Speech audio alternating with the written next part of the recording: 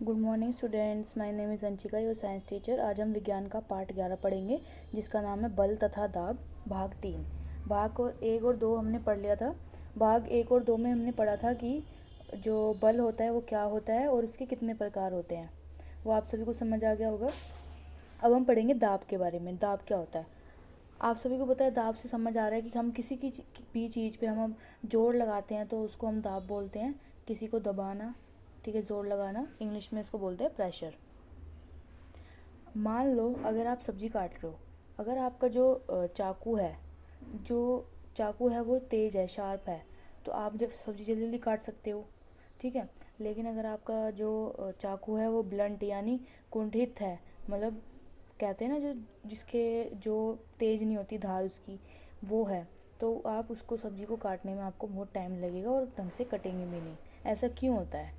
ऐसा इसलिए होता है क्योंकि जो दाब होता है वो किस पे निर्धारित होता है?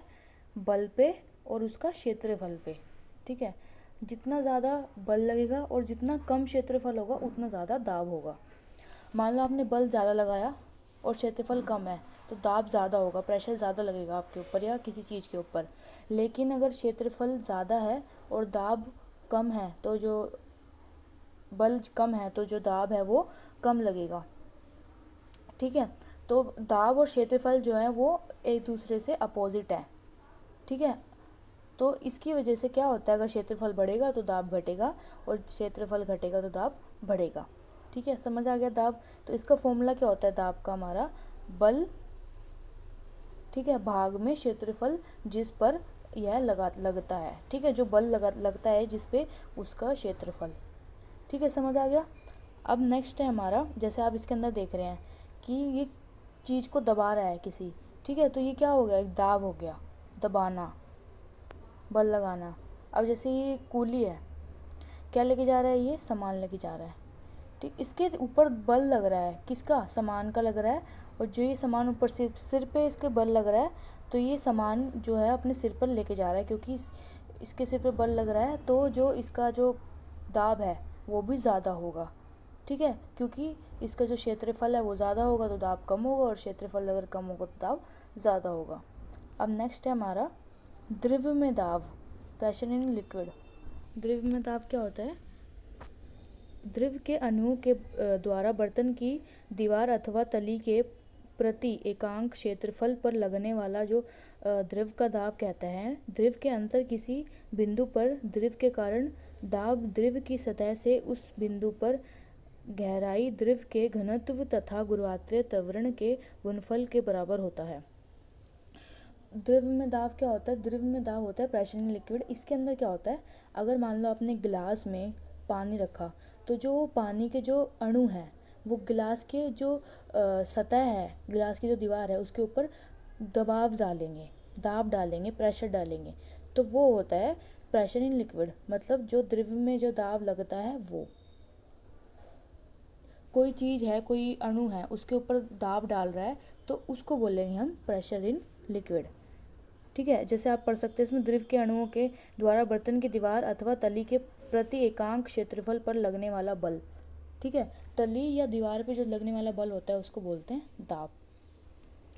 ये हो गया आपका प्रेशर इन लिक्विड और द्रव पे दाब। अब इसमें आप देख सकते हैं कि ये बोतल है, इसके जो ये बाहर वाली जो तड़ी है, इसके बाहर जो दीवार है उसके ऊपर दाब पड़ेगा, तो वो होता है द्रव पे दाब। फिर है हमारा लास्ट टॉपिक वायुमंडल दाब। वायुमंडल दाब क्या होता है? हम जानते हैं कि हमारे चारों ओर वायु है, वायु के इस आवरण को वायुमंडल कहते हैं। वायुमंडल वायु पृथ्वी के तल से कई किलोमीटर ऊपर तक फैली हुई है। इस वायु द्वारा लगाए गए दाब को वायुमंडल दाब कहते हैं, ठीक है।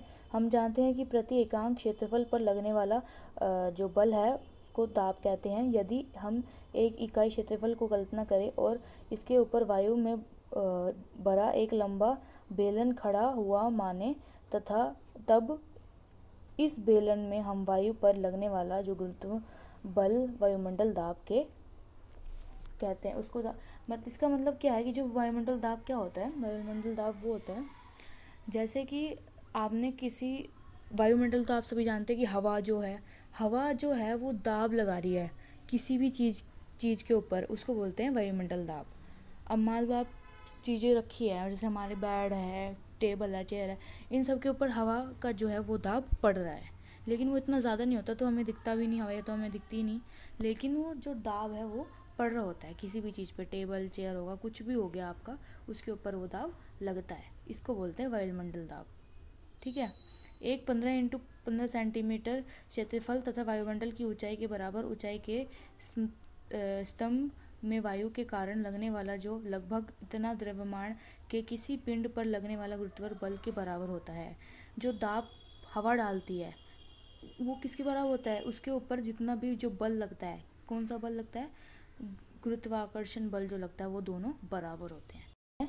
कि जैसे ये बैलून फुला रहा है, गुब्बारा फुला रहा है, इस गुब्बारे के अंदर हवा भर रहा है, तो ये जो वायु है वो इसकी सतह पर दाब लगा के इसको फुलाने में इसकी मदद कर रही है, तो ये दाब ऐसे लगता है।